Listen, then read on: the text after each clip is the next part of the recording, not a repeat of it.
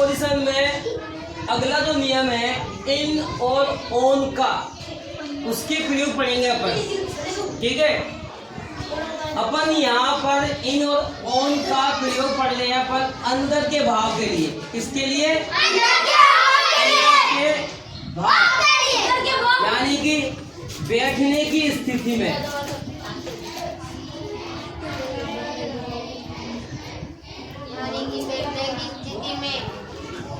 देखो आप यहाँ पर यदि अपन किसी चीज के ऊपर बैठते हैं, बैठने के लिए कह रहा हूं मैं, तो वहां पर इनका भी प्रयोग हो सकता है और ऑन का भी प्रयोग हो सकता है। तो अपन सबसे पहले देखो इनका प्रयोग मैंने आपको पहले बता दिया कि जब कोई वस्तु पहले से ही किसी वस्तु के अंदर रखी हो, ठीक है ना, और स्थिर हो, तो हम किसका प्रयोग करते हैं? इनका प्रयोग करते हैं, यानी कि पहले से ही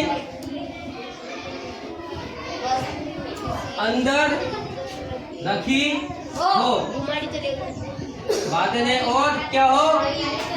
स्थिर हो, स्थिर यानी गति ना हो,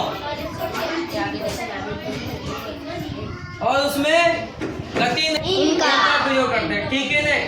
अब देखिए हम ये बातें कर रहे हैं किसके? बैठने के भाव में। बात किसकी कर रहे हैं अपन? बैठने के भाव में। अब देखो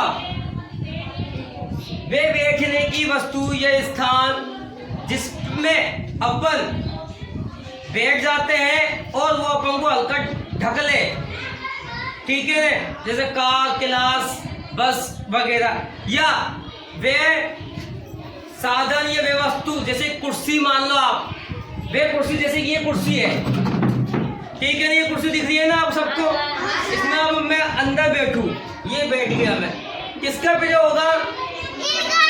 किसका प्रयोग होगा?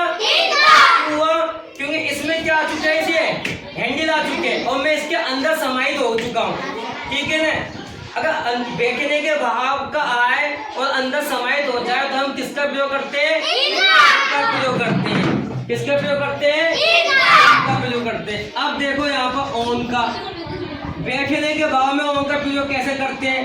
कोई वस्तु के ऊपर अपन बैठे, अभी बताया था मैंने आपको, कोई वस्तु किसी वस्तु को ऊपर रखी हो और स्पर्श करती हो, जैसे कि ये एक कुर्सी है, ये भी एक कुर्सी है ना, अब मैं इस पे बैठूं, ये बैठ गया, अब इसमें क्योंकि ये टेबल नुमा कुर्सी है, इसमें हड्डी नहीं है, हैंडल नहीं है, तब इसके ऊपर बैठ गए अपन, टच भी हो गए, तो इसमें किसका इस्तेमाल होगा?